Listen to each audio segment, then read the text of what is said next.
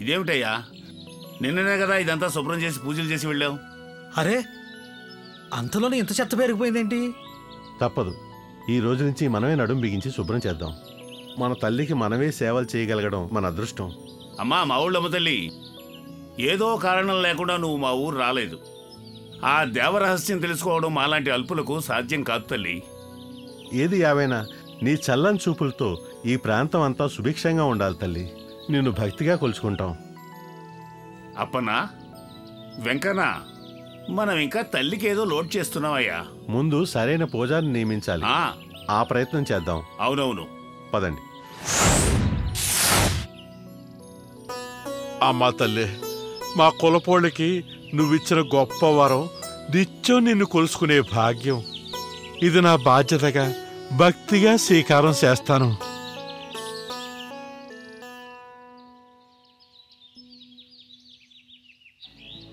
దండాలయ్యా.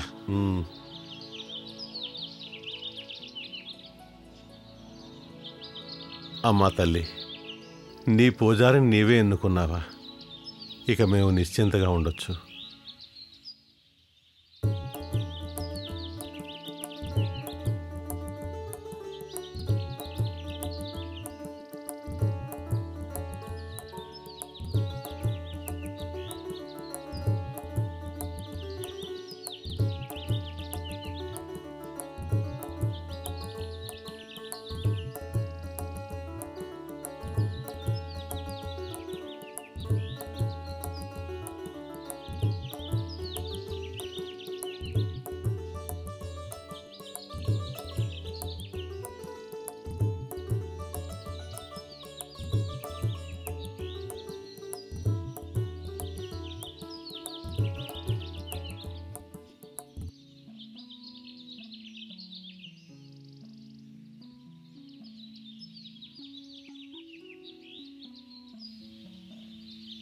దండాలు స్వామి. దండాలయ్యా.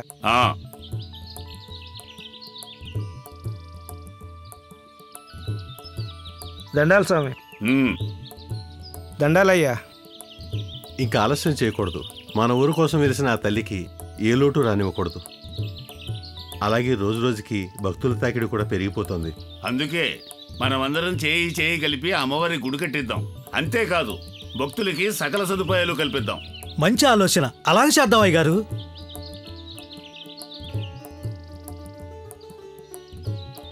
గ్రంథి అప్పన్న గారు, మీరు గొప్ప చిత్రకారుడే కాదన్నాం. కానీ అమ్మవారికి రంగులు దిద్దడం కంటే ఎలా వెలిసిందో అలాగే ఉంచేస్తే బాగుంటుంది కదా. అలా అనకండి. ఆ తల్లి రూపం మొదటి నుంచి ఉగ్రంగా ఉంది. ఆ రూపం, ఆ కోరలు, ఆ చూపులో రౌద్రం తగ్గిందనుకోండి, సర్వాంగ సుందరంగా ఉంటుంది. అయ్యగారు చెప్పింది సబవే కదా, కాదనకండి. సరే, ఈ మాట నేనెందుకు కాదనాలి? అలాగే కానివ్వండి. తెల్లవారేసరికి తల్లి అలంకరణ పూర్తి చేస్తాను, మీరు వెళ్ళి రండి. అలాగే. దండాలు తల్లి, దండాలు.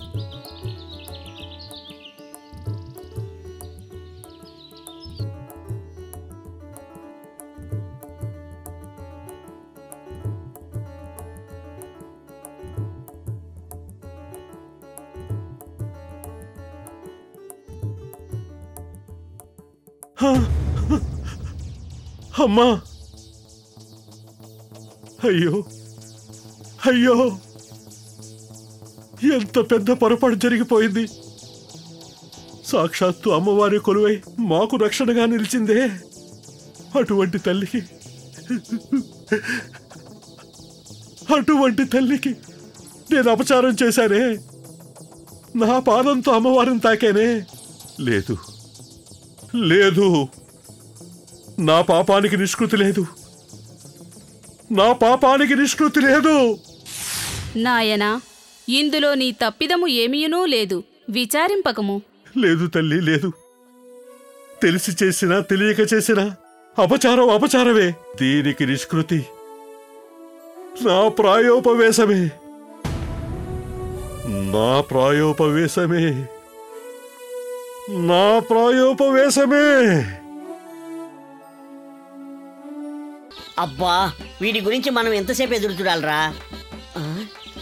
ఒరే మిత్రమా, ఏంట్రా? మన ప్రతాప్ గారు ఇంకా రాలేదేంట్రా? అవునరా, నేను అదే చూస్తున్నాను. ఒకప్పుడు ప్రతాపుడు నా గురించి ఎదురు చూసేవాడు తెలుసా నీకు? అవునా? అవునరా. ఓహో, అప్పట్లో నా వెలిగిరా. ఏం దర్జా అనుకుంటున్నావు?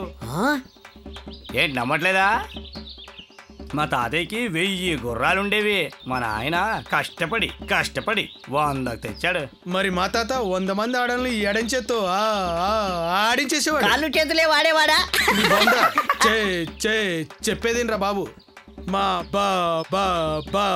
ఒరే బాబు, వాస్తవాలు మాట్లాడరా. మీ తాత గొప్పవాళ్ళు కాదురా. మా తాతకు అంత పెద్ద కత్తి ఓ దేవత ఇచ్చింది తెలుసా? ఏ దేవతో? పాతాళ భైరవి. అవసరమా? మా ఇద్దరు మేలమని తెల్లవారడమే ఆలస్యం, దిగబడిపోతారు దరిద్రులు. ఆగడా మందరం మంగికి రాలేదా? నాకొస్తుందేంటి? అయినా ఎవరు నత్తి, నీకు మంగితో పనింటిరా? నేను లేనా? చచి, మా కత్తికే అవమానం. మిత్రమా, నా కత్తి ఎక్కడ? ముందు ఆ మాటలు పక్కన పెట్టి నా మాట విను. మంగి కన్నా కత్తిలంటే అమ్మాయి ఈ రోజే రంగి అని ఊర్లోకి దిగి. ఇక్కడ మరి లేకపోతే ఏంటి? అక్కడ.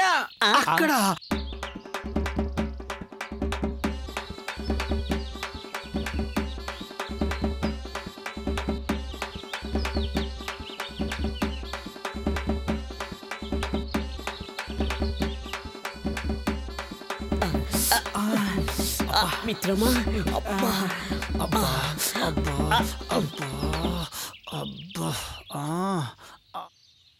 ఎవరదే? మంగి పిన్ని కూతురు రంగి. 10 వరహాలు. మాది 20 వరహాలు. మళ్ళీ నాది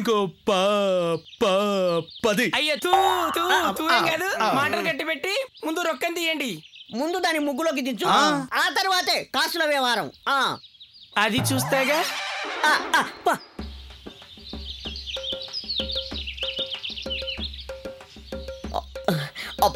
సరే, నేను చూసుకుంటానుగా. అబ్బా, నా బంగారు కొండ, వెళ్ళు. అబ్బా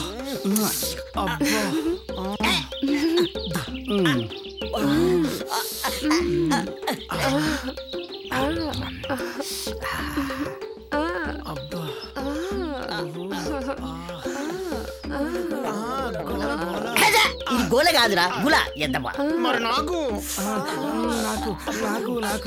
ఊరుకో బావా. మీరు ముందు పాముడు ఆపి కాసులు తీయండి.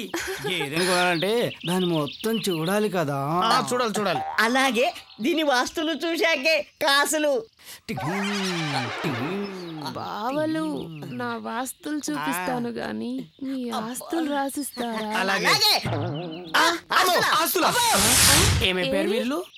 దొంగ సచ్చినోళ్ళు. చేతిలో చిల్లిగవ్వ ఉంటది గాని చిల్లిగారు కావాల్సి వచ్చింది. పదవే రంగి, ఊరు మొత్తాన్ని ఊడ్చేద్దాం. పదా.